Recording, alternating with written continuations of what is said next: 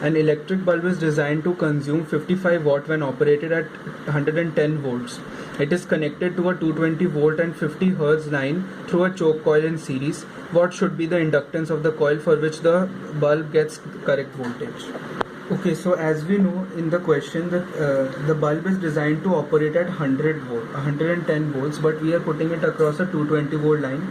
So definitely we need to put some sort of a resistance, or there should be an impedance provided by the circuit which will decrease the overall voltage, and the bulb receives 110 volts. Okay, now coming to first of all we will find out the resistance of the bulb itself. So R is V square by P. V is 110 into 110 for the bulb. This is the rated voltage, and power of the bulb is 55 watt. So value comes out to be 220 ohms. Frequency is given as 50 Hertz. So that means omega is 2 pi frequency. So that is 100 pi. Okay. Now current in the circuit. So V is equal to I into Z in case of AC circuits. So current in the circuit would be V by Z. Okay. So V is V itself, and Z is R square plus omega L, because it is a LR circuit, because there is a resistance in the bulb, and then we are putting a inductor. We are putting a inductor also along with it. Okay. So now substituting. So this is the current in the circuit. Now basically the bulb, so that means there should be a voltage drop across the resistor of 110 volts. Now the resistor is a bulb here, so that means whenever this circuit is put across a 220 volt supply, so if you are putting an inductor, then there must be a 110 volt potential difference across this bulb. So basically this is also a resistor only. So V is equal to I into R. So R is the resistance of the bulb. So V is 110, and I would be V by under root R square plus omega square L square into R. So resistance is 220 of the bulb. On solving this entire expression by putting all the values, we will get the value of L as approximately 1.2 Henry. Number 14. In a series LCR circuit with an AC source, R is equal to 300, C is equal to 20 microfarad, L is equal to 1 Henry, ERMS is equal to 50, and frequency is 50 by pi. Find the RMS current in the circuit, RMS potential difference across resistor, capacitor and inductor. And then note that the sum of the RMS potential difference across the elements is greater than the RMS source. So that we will verify. Okay, now since it is an LCR circuit, so first of all we need to find out first part asks us to find out the IRMS. So for that, as we know the ERMS, so we first have to find out Z. So Z can be written as R square plus omega L minus 1 by omega C whole square under root. Okay, now omega is given to be 50 by pi. So omega is given to be 50 by pi frequency is given to be 50 by pi. So omega would be 2 pi into frequency, that is 50 by pi. So pi gets cancelled, and it would be 100 second inverse. Now resistance is given to be 300, so 300 square plus 100 into L is 1 minus 1 by 100 into 25 into 10 power minus 6 whole square, and then under root. On solving this entire expression, you will get the value as 500 ohms. So V is equal to I into Z in case of AC circuits. So I is equal to V by Z. So V is, as per the question, V is 50 and Z is 500. So value comes out to be 0.1 ampere. Okay, now coming to the second part, we have to find out the RMS potential difference across all the components. So across capacitor would be I into XC. So 0.1 into 500, value comes out to be 50 volts. Across the resistor, if I find out, it would be 0.1 into 300, value comes out to be 30 volts. across the inductor,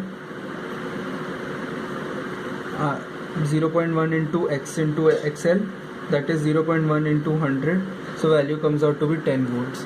Now if I add all the potentials, I will get the value as 50 plus 30 plus 10, that is 90 volts. So as you know that the source is giving 50 volts, but if we are adding it algebraically, so we are getting the value as 90 volts. So this is wrong because the values of voltage across capacitor and inductor are not in the same phase, so we cannot simply add. That is why the value is incorrect. Coming to question number 15, consider a situation of the previous problem. Find the average electric field energy stored in the capacitor and the average magnetic field energy stored in the coil. Okay, now coming to question number 15. So in the previous question we saw that E0 was 50 volts and I0 was E0 by Z, so that was 0.1 ampere. Okay, now we have to find out the average electrical energy across the capacitor. So electrical energy can be written as half CV square, so half into C into V square. So value comes out to be 25 into 10 power minus 3 joule. For average magnetic energy, that can be written as half Li square. So half into L into I square. So value comes out to be 5 into 10 power minus 3 joules. Coming to question number 16, an inductance of 2 Henry, a capacitance of 18 microfarad and a resistance of 10 kilo ohms are connected to an AC source of 20 volts with an adjustable frequency. Part A, what frequency must be chosen in order to maximize the current in the circuit? B, what is the maximum value of this? What is the value of this maximum current? As per the question, in order to maximize the current, we know that the circuit has to be in resonance. So XL should be equal to XC. So XL is omega L and XC is 1 by omega C. So omega square is equal to 1 by LC. So if I substitute all the values, omega would come out to be 10 raised to the power 3 over 36. Okay, now 2 pi frequency is equal to 10 cube over 6. So frequency comes out to be 27 hertz approximately. Now this maximum current, whenever we are asked to find out the maximum current in a resonance circuit, in resonance condition, basically the impedance, if I write the expression for impedance, which is this, as you can see, in case of resonance this value is equal, so this will cancel out, and finally in case of resonance the impedance is equal to resistance itself. So maximum current would be E by R and value would be 20 by 10 into 10 cube, which is 2 milliampere. Question number 17. An inductor coil, a capacitor and an AC source of RMS voltage 24 volts are connected in series. When the frequency of the sources varied, a maximum RMS current of 6 ampere is observed. If the inductor coil is connected to a battery of EMF 6 volt of 12 volts and internal resistance 4 ohms, what would be the current?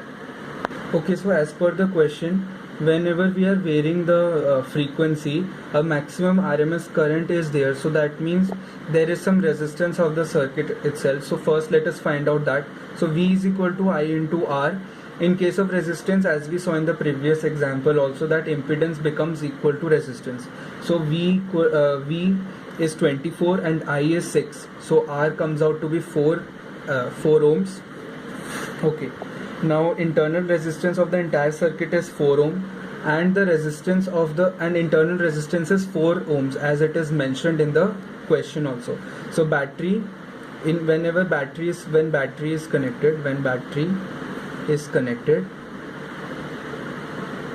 okay, so that net resistance comes out to be 4 plus 4, that is 8 ohms. So V equal to IR and V is 12 and I we have to find out, and resistance is 8. So I comes out to be 1.5 ampere. Figure shows a typical circuit for a low pass filter. An AC input VI is equal to 10 millivolt is applied on the left hand and the output V naught is received at the right hand. Find the output voltages for frequency equal to 10 kilohertz, 100 kilohertz, 1 megahertz and 10 megahertz. Okay, so it is a very simple in this question. Okay, so it is a very simple question in which a capacitor is there and a resistance is there. So it is a RC circuit. So now let us first calculate the value of Z. So XC we know is omega into C. So 1 by 2 pi frequency into C. So value comes out to be 5000 by pi. Value of Z is given by R square plus XC square under root. So this is so resistance in the circuit is 1 into 10 cube whole square plus 5000 by pi square under root. On solving this, let us leave it over here itself, and I naught is equal to E naught by Z.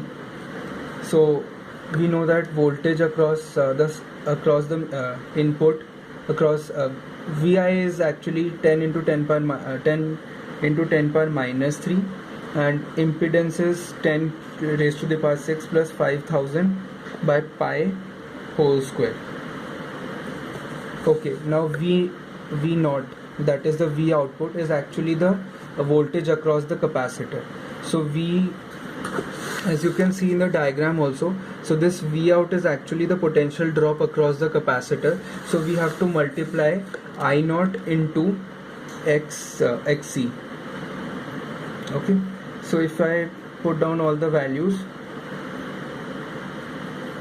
if I substitute all the values in the question, given in the question,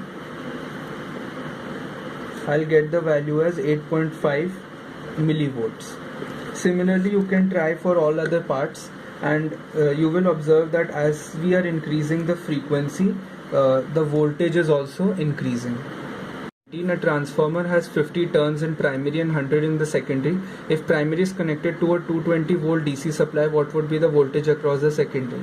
So the answer to this problem would be 0, because as we are connecting it across a DC supply, so there would be no change of flux, and because of that there would be no generation of EMF in the secondary coil.